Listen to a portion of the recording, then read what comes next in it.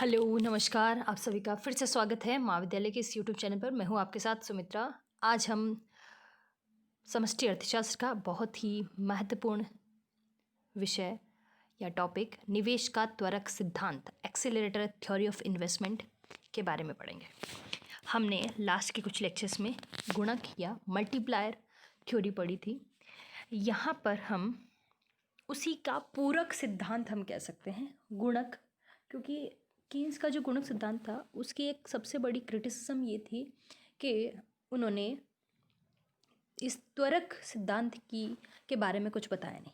त्वरक सिद्धांत क्या है? क्या गुणक सिद्धांत में हमने ये पढ़ा था कि निवेश में वृद्धि होने से, विशेष रूप से स्वायत्त निवेश में वृद्धि के फलस्वरूप क्या होता है, राष्ट्रीय आय में कई गुना वृद्धि होती है। ये हमारा गुणक था। लेकिन प्राय ये देखने को भी मिलता है कि यदि इनकम में वृद्धि हो रही है तो इनकम में वृद्धि के फलस्वरूप क्या होगा, निवेश में भी कई गुना वृद्धि होती है। अब वो कैसे, उसको एक्सप्लेन करता है त्वरक सिद्धांत।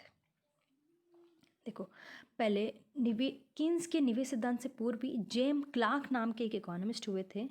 उन्होंने एक महत्वपूर्ण सिद्धांत प्रस्तुत किया था और उसके बाद सैमुअलसन ने व्यापार चक्रों की व्याख्या करने के लिए उसका प्रयोग किया। उसको त्वरक सिद्धांत की संज्ञा दी गई थी। इस सिद्धांत के अनुसार क्या होता है, जब देश में या अर्थव्यवस्था की आय में वृद्धि होती है तो निवेश को बढ़ाना होता है, अर्थात निवल निवेश आय और उत्पादन में वृद्धि के फलस्वरूप बढ़ता है। या इसको हम दूसरी तरह से देख सकते हैं कि हम क्या कह सकते हैं, इसको निवेश क्या है, उत्पादन में वृद्धि का या आय में वृद्धि का फलन है। Net investment is the function of change in income और आउटपुट। इसको अपन ऐसे लिख सकते हैं, investment is the function of change in income. ठीक है, यहाँ पर हम क्या बता रहे हैं, जस्ट अपोजिट। हमने गुणक सिद्धांत कैसे लिखा था, वाई में परिवर्तन किसके कारण, इनकम में परिवर्तन के इन्वेस्टमेंट में परिवर्तन के कारण। निवेश में परिवर्तन से आय में जो कहीं गुना वृद्धि हम देखने को हमें मिल रही है, उन दोनों का जो अनुपात था वो गुणक था। अब इसी को हम उल्टा कर दे, क्या, निवेश में होने वाली वृद्धि किसके कारण, इनकम में होने वाली वृद्धि के फलस्वरूप। तो इसमें भी दो कंसेप्ट हमें देखने को मिलते हैं। ये हिग्स ने यहाँ पर वाई लिया है कि आय में परिवर्तन के फलस्वरूप निवेश में होने वाली वृद्धि को हम त्वरक का नाम दे रहे हैं, और सैमुअलसन ने इसकी जगह कंजम्पशन यूज़ किया है कि उपभोग में जितनी वृद्धि, उपभोग में परिवर्तन के फलस्वरूप जो निवेश में आपको परिवर्तन हो रहा है, जो निवेश में वृद्धि हो रही है, वो क्या है, आपका त्वरक या एक्सीलरेटर। यहाँ पर देखिए, अब ये किस तरह से हम यहाँ बोल रहे हैं कि निवेश, आय में वृद्धि के फलस्वरूप निवेश में भी कई गुना वृद्धि होती है। ये तो जस्ट अपोजिट हो गया, जैसे हमने गुणक में देखा था। गुणक में हम ये देख रहे थे कि निवेश में वृद्धि केवल सिर्फ आय में वृद्धि हो रही है, लेकिन ये कैसे कि आय में वृद्धि भी ये निवेश में वृद्धि को प्रोत्साहित करेगी, जिसको हम इंड्यूस इन्वेस्टमेंट या प्रेरित निवेश कहेंगे। जैसे फॉर एग्जाम्पल, यदि किसी वर्ष में 500 रुपये वर्ष आय में वृद्धि होती है, ठीक है, अब इस 500 करोड़ मान लो, ठीक है, 500 करोड़ रुपए के बराबर आय में वृद्धि हुई। अब इसके फलस्वरूप क्या होगा, वस्तु और सेवा की मांग बढ़ेगी। अब आय वृद्धि के कारण लोगों की क्रय शक्ति बढ़ जाएगी, और जब वस्तु की मांग बढ़ेगी तो क्या होगा, पहले तो सबसे पहले क्या होगा, जितना वर्तमान पूंजी स्टॉक होगा, जितनी अभी वर्तमान में मशीनरी लगी हुई है, उसका मैक्सिमम यूटिलाइजेशन या अनुकूलतम और अधिकतम उपयोग किया जाएगा, ताकि जितना हो सके उनका बेस्ट यूटिलाइजेशन करके उनसे उत्पादन को बढ़ाया जा सके। अब यदि पूंजी स्टॉक का पहले से ही पूर्ण और अनुकूलतम उपयोग हो रहा है तो क्या होगा, हमें नई मशीनों को लगाना पड़ेगा, नया इन्वेस्टमेंट करना पड़ेगा, नई पूंजी संपत्तियां खरीदनी होगी, जिससे क्या होगा, नया निवेश बढ़ेगा। तो यदि आय में वृद्धि हो रही है और पहले ही सारे संसाधनों का, हमारे जो पूंजीगत स्टॉक है उनका अनुकूलतम उपयोग हो चुका है या हो रहा है, तो जो आय में होने वाली प्रत्येक वृद्धि क्या करेगी, निवेश में भी वृद्धि करेगी। निवेश में वृद्धि किस प्रकार करेगी? क्योंकि आय में होने वाली वृद्धि उपभोग में वृद्धि करेगी। उपभोग में वृद्धि के फलस्वरूप उन उपभोग्य वस्तुओं के उत्पादन के लिए हमें नया निवेश करना पड़ेगा। तो इस तरह से हम बता सकते हैं कि आय में वृद्धि भी निवेश को प्रोत्साहित कर रही है। अब इसकी एक मान्यता है कि आधिक्य क्षमता नहीं हो, यदि इकोनॉमी में आधिक्य क्षमता नहीं हो। यहाँ पर यहाँ पर एक बात से यहाँ पर डिफरेंस है त्वरक और गुणक सिद्धांत में। गुणक सिद्धांत की पहली मान्यता ही हमने ये मानी थी कि अर्थव्यवस्था में क्या है, आधिक्य क्षमता विद्यमान है। अदरवाइज तो क्या होगा, पर इन्फ्लेशन या महंगाई की स्थिति उत्पन्न हो जाएगी यदि मांग बढ़ रही है तो, है ना। निवेश के बढ़ने से आय बढ़ रही है और उपभोग बढ़ रहा है तो। लेकिन यहाँ हम मान के चल रहे हैं कि अर्थव्यवस्था में कोई आधिक्य क्षमता नहीं है। उसके बाद यदि आय बढ़ती है तो अधिक पूंजी पदार्थों की आवश्यकता होगी और जिसके फलस्वरूप निवेश या पूंजी के स्टॉक में वृद्धि को प्रोत्साहन मिलेगा। ठीक है, इस प्रकार प्रोत्साहित निवेश को हम क्या कहते हैं, प्रेरित निवेश या इंड्यूस इन्वेस्टमेंट कहेंगे। निवेश के त्वरक सिद्धांत के अनुसार आय के बढ़ने पर निवेश में कई गुना अधिक वृद्धि होती है। ऐसा हमने गुणक में पढ़ा था कि निवेश में वृद्धि होने पर आय में कई गुना वृद्धि होती है। उसका जस्ट अपोजिट यहाँ पर करो, आय के बढ़ने पर निवेश में कई गुना अधिक वृद्धि होती है। आय के बढ़ने के फलस्वरूप निवेश में जितने गुना अधिक वृद्धि होती है उसे त्वरक कहते हैं। त्वरक को इंग्लिश में हम बोलते हैं एक्सीलरेटर। इसको याद रखना, आप क्या बोल रहे हैं, accelerator. The accelerator is the numerical value of the relation between an increase in investment resulting from increase in income. इस सिद्धांत से ये निहित तथ्य प्राप्त होता है कि यदि राष्ट्रीय आय बढ़ रही है तो निवल निवेश धनात्मक ही होगा। अब देखो, त्वरक सिद्धांत या एक्सीलरेटर प्रिंसिपल हमें ये बोल रहा है कि यदि राष्ट्रीय आय बढ़ रही है तो हमें नेट इन्वेस्टमेंट हमें हमेशा पॉजिटिव ही मिलेगा। ये कैसे मिलेगा, हम एक पूरा टेबल से देखेंगे, हम इसको पूरा डिटेल में, तो वो पॉजिटिव ही रहेगा। यदि राष्ट्रीय आय में कोई वृद्धि नहीं हो रही है तो स्थिर है तो नेट इन्वेस्टमेंट शून्य होगा। ठीक है, the acceleration theory state that the net investment will be positive if national income is increasing and if the national income और output remain constant the net investment will fall to zero. ठीक है, यदि स्थिर रहेगी राष्ट्रीय आय तो net investment शून्य हो जाएगा। अब ये नेट इन्वेस्टमेंट क्या है वो भी हम देखेंगे अभी। अब यहाँ पर हम थोड़ा इसकी विस्तार से चर्चा करेंगे। ये हमने जो अभी ऊपर हमने एक पैराग्राफ में पूरा डिस्कशन किया उसी को हम थोड़ा डिटेल में हम देखेंगे एक एक करके। तो आप थोड़ा सा ध्यान से देखिएगा। अब देखो, थोड़ा सा टेक्निकल है लेकिन बहुत ही इंटरेस्टिंग है। यदि एक बार समझ में आ गया तो आपको बहुत ईजी लगेगा ये। तो यहाँ पर हमने यहाँ पर K T is equal to V small V और वाई टी एक इक्वेशन लिखी है। अब इसको देखिए, यहाँ पर के टू वी वाई टी। अब इसमें के टी क्या है, आवश्यक पूंजी का स्टॉक। पूंजी निवेश क्या है, पूंजी के स्टॉक में वृद्धि, वही निवेश है। तो के टी क्या है, आवश्यक पूंजी स्टॉक। वाई टी क्या है, उत्पादन का स्तर। और वी क्या है, पूंजी उत्पादन अनुपात, कैपिटल आउटपुट रेशियो। अब पहले कैपिटल आउटपुट रेशियो को समझते हैं। चलो सबसे पहले इधर आ जाओ। पूंजी उत्पादन अनुपात के वाई के बराबर होता है, जिसको कि हमने त्वरक में स्थिर माना है, कैपिटल आउटपुट रेशियो। इसको देखो, कैपिटल आउटपुट रेशियो क्या है, हमने पहले तो यहाँ लिया, ये कैपिटल है और ये आउटपुट है या आय है, और ये जो है हमारा, ये हमारा त्वरक ही है एक तरह से, या फिर हम इसको बोले वी क्या है, कैपिटल आउटपुट रेशियो के बराबर है। कैपिटल आउटपुट रेशियो के बराबर कैसे होगा, वी यहाँ पर त्वरक को बता रहा है, कैपिटल आउटपुट रेशियो, या इसको और समझने के लिए कैपिटल आउटपुट इस तरह से भी लिख सकते हो आप, पर अभी यहाँ इस बुक में इसी तरह से मेंशन हुआ के और वाई से, आप तो इसी को समझते हैं। देखो ये क्या होता है, आउटपुट की, या ले लो, आउटपुट की एक यूनिट उत्पादित करने के लिए कैपिटल की कितनी इकाइयों की ज़रूरत पड़ेगी, पूंजी की कितनी इकाइयों की ज़रूरत पड़ेगी, वो होगा हमारा कैपिटल आउटपुट रेशियो। ठीक है, उत्पादन की एक अतिरिक्त इकाई उत्पादित करने के लिए हमें कैपिटल की कितनी इकाइयाँ हमें रिक्वायर्ड है। ठीक है, तो यदि वस्तु आय बढ़ने के फलस्वरूप उपभोक्ता वस्तुएं या अन्य वस्तुओं की मांग बढ़ती है तो उनका उत्पादन करना पड़ेगा। उनका उत्पादन करने के लिए हमें क्या करना, कैपिटल की ज़रूरत होगी। तो हम यहीं वही हम देख रहे हैं कि प्रत्येक अतिरिक्त मांग के फलस्वरूप जो वस्तुएं हैं उनका उत्पादन करने के लिए, प्रत्येक इकाई का उत्पादन करने के लिए हमें कितनी कैपिटल की, कितने पूंजी स्टॉक की ज़रूरत होगी, क्योंकि जितना पूंजी स्टॉक की ज़रूरत होगी उसी के बराबर निवेश किया जाएगा। अब यहाँ पर हम मान रहे हैं जैसे हमने 100 इकाई के बराबर हमारी 100 इकाई की डिमांड बढ़ी अर्थव्यवस्था में आय बढ़ने के फलस्वरूप। ये आउटपुट और हमने इसको आय को बराबर ही मान रहे हैं, एक लेवल पर वास्तविक आय के रूप में हम इसको देख रहे हैं। तो यदि कैपिटल आउटपुट रेशियो क्या है, कैपिटल आउटपुट रेशियो आपका 3/1 है सपोज, तो इससे क्या होगा, 100 यूनिट को प्रोड्यूस करने के लिए आपको 300 यूनिट, 300 के बराबर आपको क्या करना होगा, कैपिटल लगानी पड़ेगी। ठीक है, या फिर इसको दूसरी तरह से आप देख सकते हो कि 100 रुपये उत्पादित, 100 रुपये के बराबर वस्तुएं उत्पादित करने के लिए आपको 300 रुपये की कैपिटल लगानी पड़ेगी।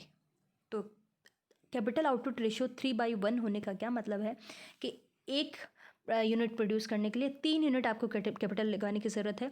या फिर आप इसको इस तरह से मौद्रिक रूप में हम देखो कि 100 रुपये के बराबर यदि आपको उत्पादन करना है वस्तुओं का तो उसके लिए 300 रुपये आपको कैपिटल लगानी पड़ेगी, मतलब इन पूंजी का निवेश करना पड़ेगा इस तरह से।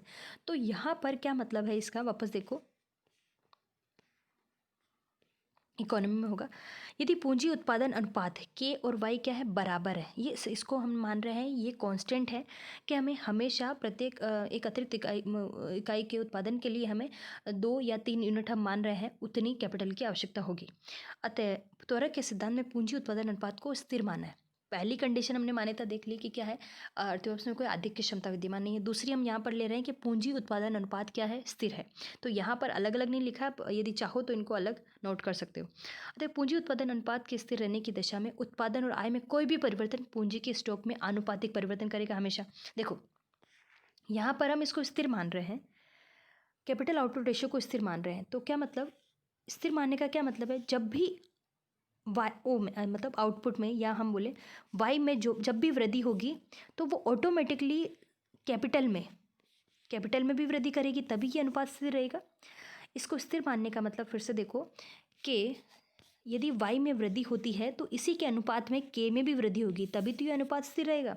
सपोज ये 5 थी, ये 10 था, इसमें दुगनी वृद्धि हुई तो ये भी दुगनी, इसमें भी दुगनी वृद्धि हो गई, ये 20 हो गया, यहाँ पे 10 हो गया, तो वापस जो रेशियो आएगा वो 2 ही आएगा, पहले भी 2 ही था। जब हमें कैपिटल आउटपुट रेशियो को स्थिर रखना है तो वाई में प्रत्येक वृद्धि पूंजी में वृद्धि करेगी आनुपातिक रूप से। जब आई वाई टी है तो पूंजी का stock K T is equal to Y T है। जब आई वाई टी -1 है तो पूंजी का स्टॉक भी क्या होगा, के टी -1, तो K T -1 is equal to V Y T -1।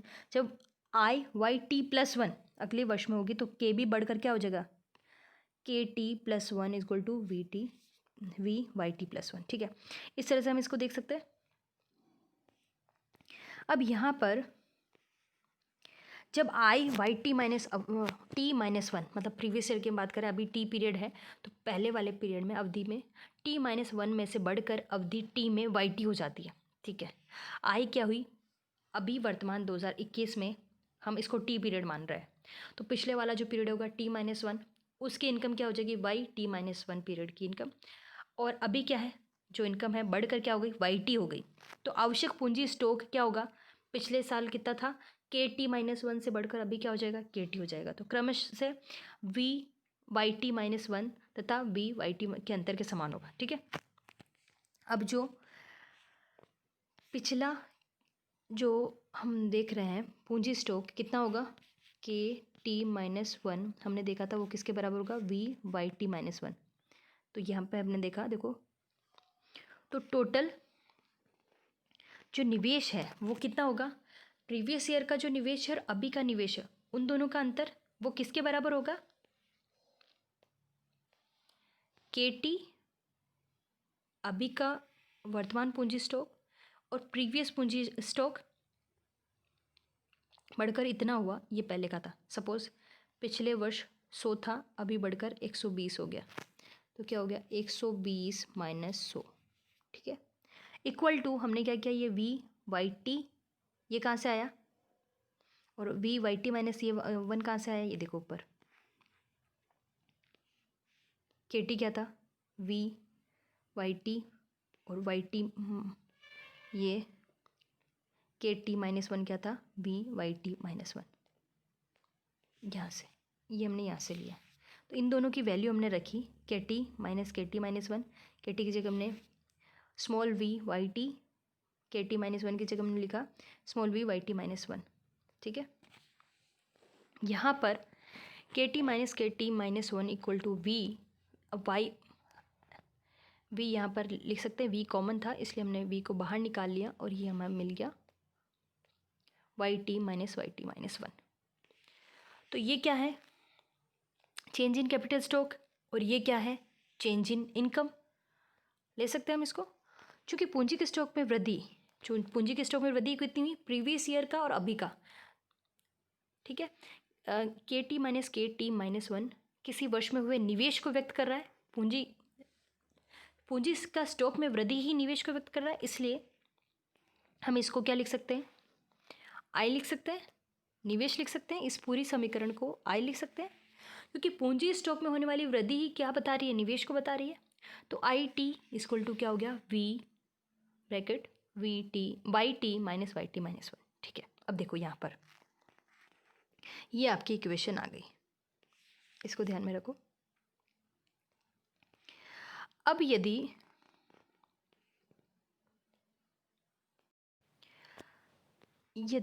T वर्ष में हम बात कर रहे हैं, यदि आय में वृद्धि हो जाती है पिछले वर्ष की तुलना में, तो निवेश में कितने गुना वृद्धि होगी, वी गुना। निवेश में कितने गुना वृद्धि होगी, यहाँ पे देखो वी गुना। वाई टी सपोज यहाँ पर पहले ये 80 थी, अब बढ़कर ये 100 हो गई, तो क्या होगा 20, वो भी कितने गुना, वी गुना। तो वी मान लो 3 है, तो 60 के इक्वल। यदि इनकम में वृद्धि 20 रुपये हुई, तो आय इन निवेश में वृद्धि कितनी हुई, 60 के बराबर होगी। इसको और हम आगे से देखेंगे। अब देखो इसमें पढ़ो एक बार,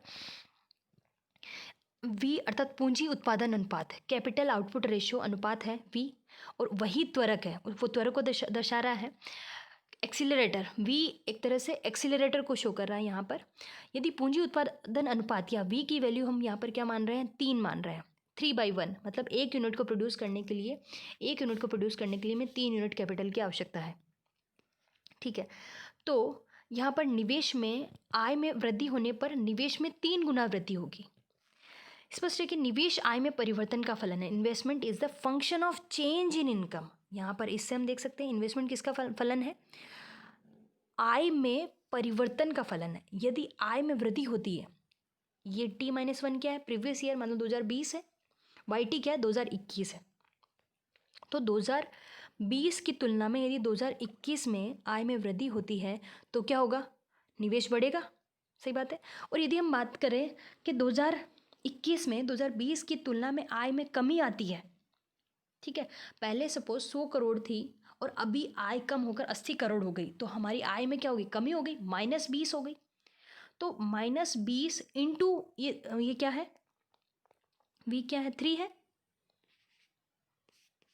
तो क्या होगा 60 के बराबर निवेश में आपके गिरावट हो जाएगी।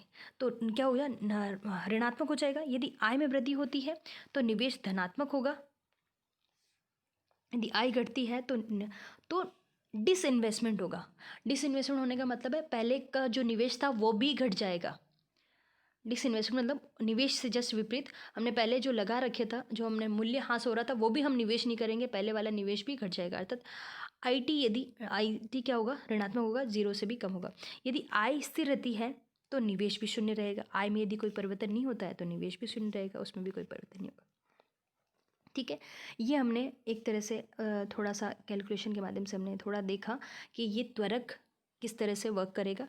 अब देखो इसमें हम एक मैथमेटिकल एग्जाम्पल लेंगे, इसमें एक गणितीय उदाहरण के द्वारा इसकी पूरी प्रक्रिया को समझेंगे। उससे पहले हम देखते हैं कि यहाँ पर हम दो मान्यताएं ले रहे हैं कि एक तो है पूंजी उत्पादन जो अनुपात है वो स्थिर है, वो हमने किसके बराबर माना, 3 के बराबर माना। पूंजी उत्पादन अनुपात या कैपिटल आउटपुट रेशियो क्या है, 3 है। इसका क्या मतलब है कि एक उत्पादन की इकाई को हमें उत्पादित करने के लिए हमें 3 पूंजी की इकाइयों की ज़रूरत है। इस तरह से आप समझिए इसको, ठीक है। तो यदि आय 1 रुपया बढ़ रही है तो पूंजी 3 रुपये के बराबर बढ़ानी होगी। या फिर हम उत्पादन की बात करें, उत्पादन एक इकाई उत्पादन में 1 इकाई की वृद्धि होती है तो पूंजी में 3 इकाई के बराबर वृद्धि करनी पड़ेगी, ठीक है। ये आपका हुआ कैपिटल आउटपुट रेशियो। दूसरी बात हम यहाँ कर रहे हैं, प्रति वर्ष उत्पादन कार्य में पूंजी के स्टॉक का जो मूल्यह्रास होता है, डेप्रिसिएशन, इसको समझना, वह गत ईयर के स्टॉक के स्तर का 1/5 भाग है। यहाँ पर जस्ट हमने एग्जांपल लिया है, उसमें हमने 2 मान्यताएं लेके चल रही है पूरा कैलकुलेशन को समझने के लिए।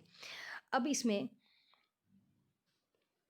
मूल्यह्रास क्या होता है, अब इसको सुनिए। पूंजी के स्टॉक का जो मूल्यह्रास होता है, अब एक कोई बड़ी कोई प्लांट है, कोई बड़ी कंपनी है, उसमें बहुत सारी मशीनें उन्होंने लगा रखी है, इन्वेस्ट कर रखा है वहाँ पर, पूंजी का स्टॉक है उनका पूरा।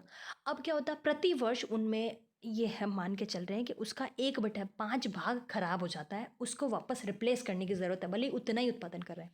100 यूनिट का उत्पादन करने के लिए ही वहाँ पर 10 मशीनें लगी हैं, लेकिन उसमें से 10 मशीनों में से हर साल एक मशीन खराब हो जाती है। तो 100 यूनिट का उत्पादन करने के लिए ही हमें हर साल एक मशीन को रिप्लेस करना पड़ता है। तो वो क्या है, मूल्यह्रास, उनमें डेप्रिसिएशन है, वो हम मान रहे हैं कितना, यहाँ पर उस टोटल पूंजी स्टॉक का 1/5 भाग।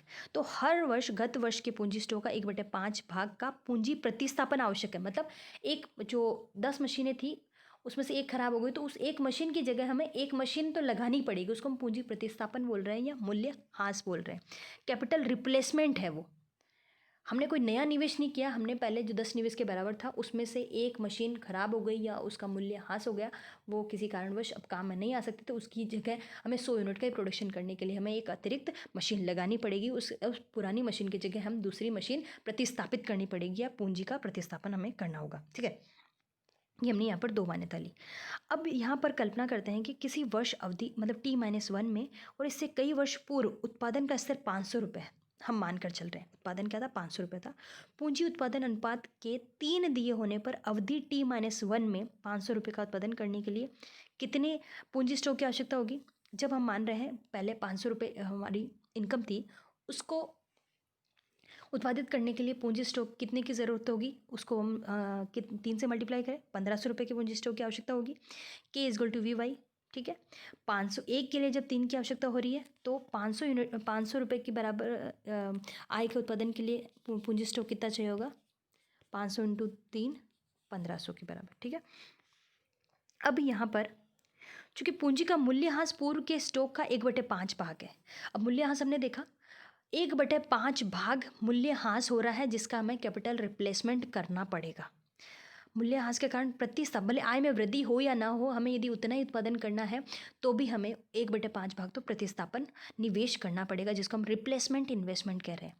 रिप्लेसमेंट अवधि T-1 में 300 रुपये के बराबर होगा। 1500 का 1/5 निकालो, 1500 हमारा क्या हुआ, पूंजी स्टॉक था, निवेश था, उसका हमें 1/5 तो क्या करना है, रिप्लेस करना है। जैसे अभी हमने बात की कि 10 मशीनों में से एक मशीन को तो हमें ख़राब हो रही तो एक मशीन को तो हमें रिप्लेस ही करना है। तो 1500 का 1/5 भाग तो हमें रिप्लेसमेंट इन्वेस्टमेंट ही चाहिए। तो कितना हो गया, 300। 300 के बराबर तो हमें रिप्लेसमेंट इन्वेस्टमेंट ही चाहिए। तो हमारा नेट इन्वेस्टमेंट कब बढ़ेगा, जब हम 300 से ज़्यादा हम निवेश बढ़ाएंगे या पूंजी स्टॉक में वृद्धि करेंगे, ठीक है।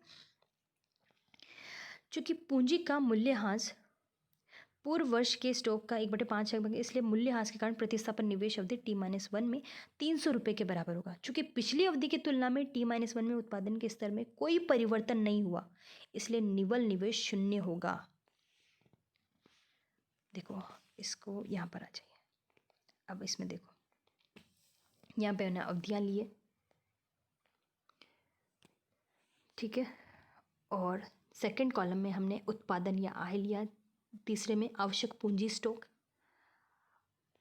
और उसके बाद हमने टोटल निवेश लिया है, पूंजी प्रतिस्थापन, निवल निवेश और कुल निवेश, ठीक है। अब इसको देखिए, यहाँ पर क्या है, T-1 पीरियड में हम मान रहे हैं कि जो आय थी वो क्या थी, 500 के बराबर थी। अब इसके लिए आवश्यक पूंजी स्टॉक कितना चाहिए? 1500 चाहिए। पूंजी प्रतिस्थापन मतलब 1/5 हमने माना है। पूंजी प्रतिस्थापन क्या है? 1/5 है। आवश्यक पूंजी स्टॉक क्या है? वी क्या है हमारा? कैपिटल आउटपुट रेशियो क्या है? 3 है। तो अब हर इस कॉलम को 3 से मल्टीप्लाई करने से, इस सबको 3 से मल्टीप्लाई करने से हमें ये वाले डेटा मिलेंगे। और इन वाले डेटा को, इसको देखो, पहले ये समझ लिया, इन आई को 3 से मल्टीप्लाई करेंगे तो हमें आवश्यक पूंजी स्टॉक मिलेगा। ऐसा क्यों किया हमने? क्योंकि हमारी वी की वैल्यू यानी कि कैपिटल आउटपुट रेशियो की वैल्यू क्या है? 3/1 है।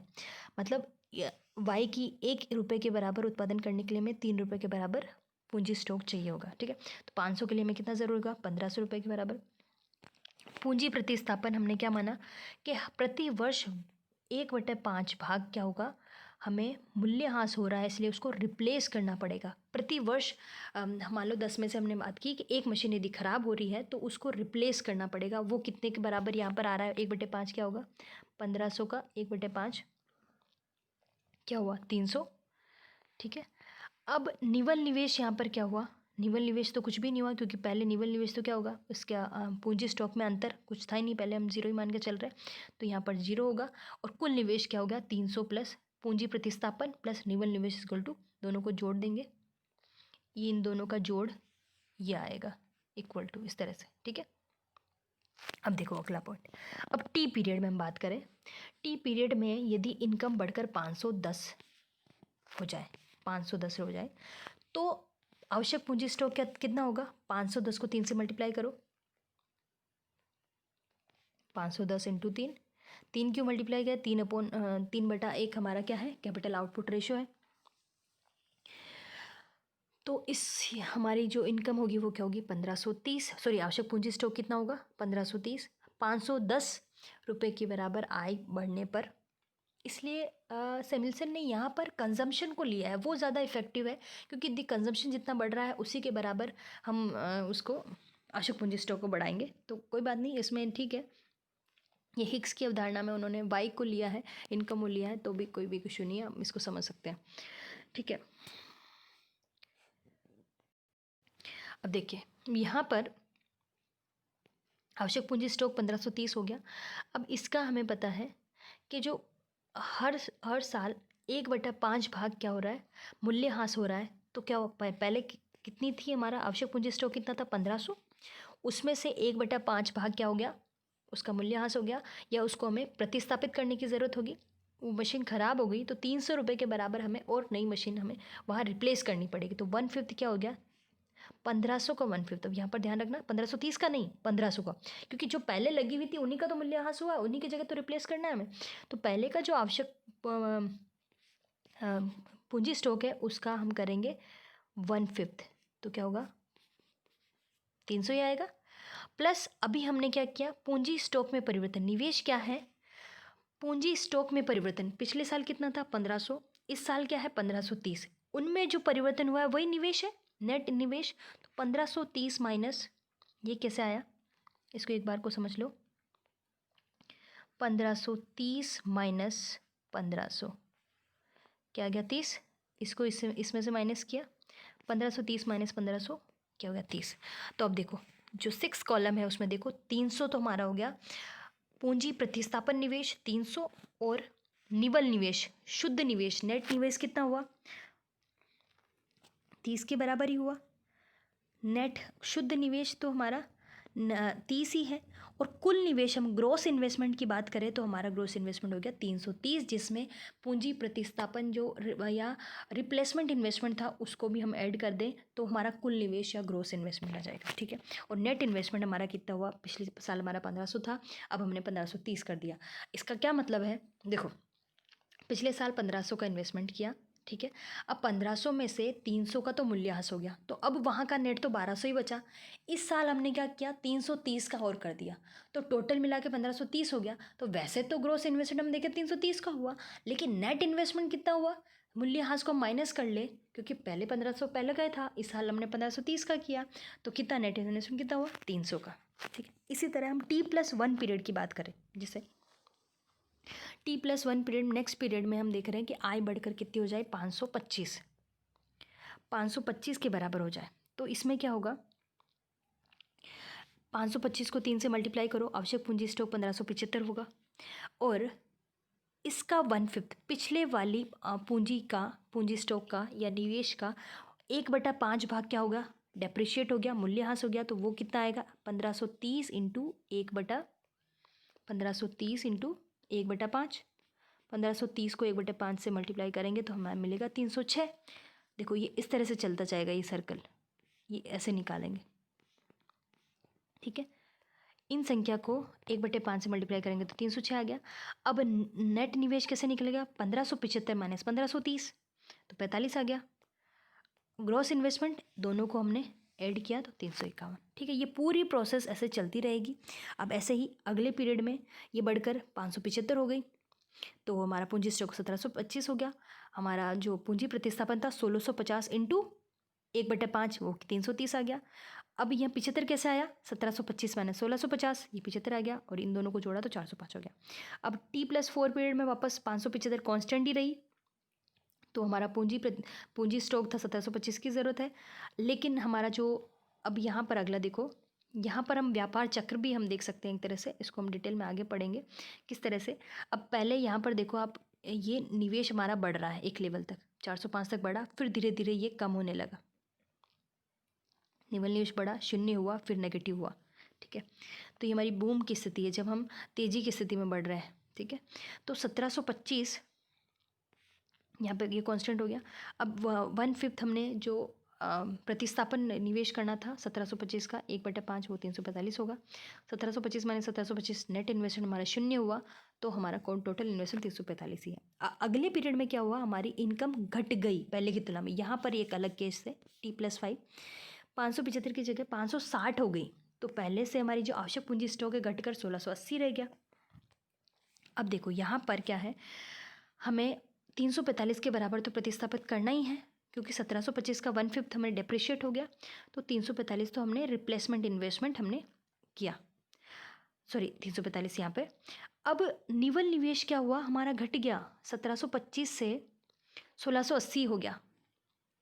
तो जो हमें 345 के बराबर रिप्लेसमेंट हमें करने की ज़रूरत थी प्रीवियस इन्वेस्टमेंट को कांस्टेंट रखने के लिए, तो हम 345 ना कर अब 300 ही करेंगे, 300 रुपये के बराबर ही करेंगे। 345 हमने रिप्लेसमेंट कॉस्ट को भी कम कर दिया, रिप्लेसमेंट इन्वेस्टमेंट को भी कर दिया, तो हमारा जो ग्रोस इन्वेस्टमेंट है वो 300 ही रहा।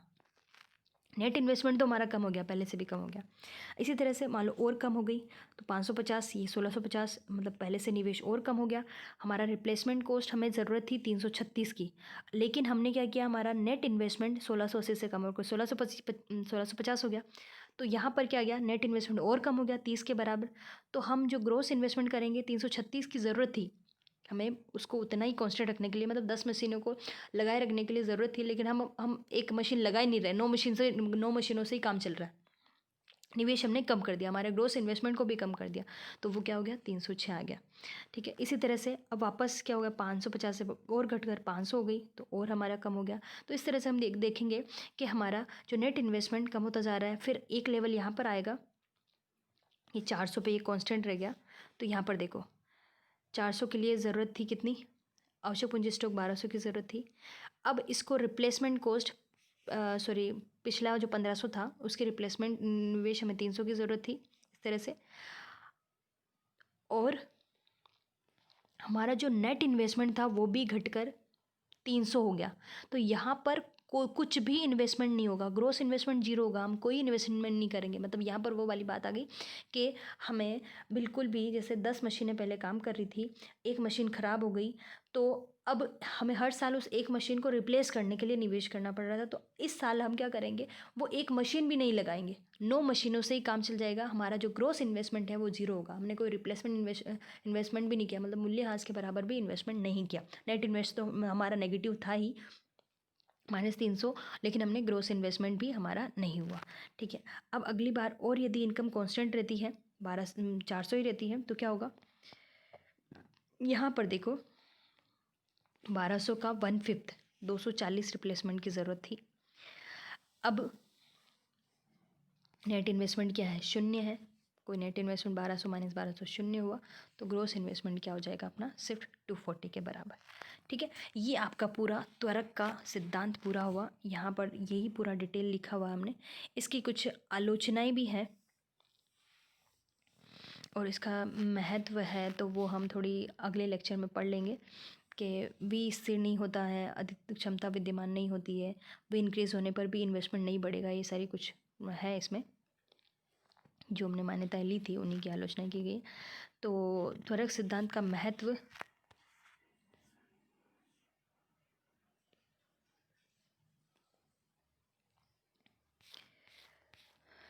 तो इसी में देख लेते हैं थोड़ा बहुत। देखो यहाँ पर क्या है, त्वरक की आलोचना ये की जाती है कि जैसे हमने यहाँ पर एक तो कैपिटल आउटपुट रेशियो को कांस्टेंट मान लिया है, वी को, तो वो स्थिर नहीं रहता है। ज़रूरी नहीं है कि कैपिटल हमेशा एक एक 100 रुपये की वृद्धि के लिए हमें 300 के बराबर ही कैपिटल की आवश्यकता हो, ऐसा पॉसिबल नहीं है ये। और मांग में वृद्धि अस्थायी प्रकार की होती है। वर्तमान मशीनों को अधिक प्रयोग में लाकर पूरा किया जा सकता है, नई मशीनें नहीं लगाई जाएगी, ये भी ज़रूरी नहीं है। और एक दूसरा है कि अधिक आधिक्य क्षमता विद्यमान हो तो इनकम में वृद्धि होने पर निवेश में वृद्धि नहीं होगी। जैसे इसकी पहली मान्यता ये थी कि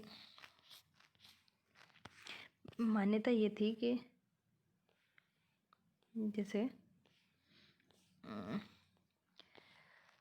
अधिक क्षमता विद्यमान नहीं होनी चाहिए। अधिक क्षमता यदि विद्यमान होगी तो त्वरक प्रभाव काम नहीं करेगा, क्योंकि जैसे ही इनकम बढ़ेगी तो पुराने जो स्टॉक है उसी से उत्पादन हो जाएगा, तो नया निवेश नहीं हो पाएगा। तो ठीक है, इसको हम थोड़ा एक अलग लेक्चर में देख लेंगे। ये थोड़ा बड़ा लेक्चर हो गया, आप इसको थोड़ा समझिए और अच्छे से थोड़ा एक बार इसको ध्यान से पढ़िएगा। ये मैंने HL आहूजा से लिया है, उसमें थोड़ा सा अच्छे से एक्सप्लेन किया हुआ है। तो आपकी ओझा वाली बुक में थोड़ा सा आप पढ़िए, उसमें से नहीं समझ आए तो मैं इसकी PDF आपको सेंड कर दूँगी, इसमें से भी पढ़िएगा और बाकी दूसरी जो बुक्स है उससे पढ़िए। नहीं समझ आए तो मुझे कमेंट बॉक्स में लिखिए, मैं आपको रिप्लाई करूँगी। मुझे व्हाट्सअप भी कर सकते हैं। ठीक है, तब तक के लिए आप आपकी